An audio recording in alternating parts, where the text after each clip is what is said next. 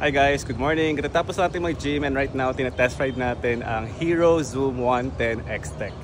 So ito siya, ang kulay niya is blue and makita natin siya na for 110cc, marami siyang features.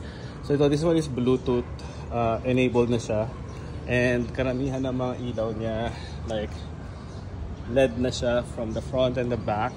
And ang pinaka-interesting part dito ay siya lang ang nakipansin kong scooter na may cornering light. So ito yung signal turn light niya, diba? Tapos ito, pagka nag-turn right ka, turn left sa mga corner, kahit konti lang siya, iilaw siya, which is really good.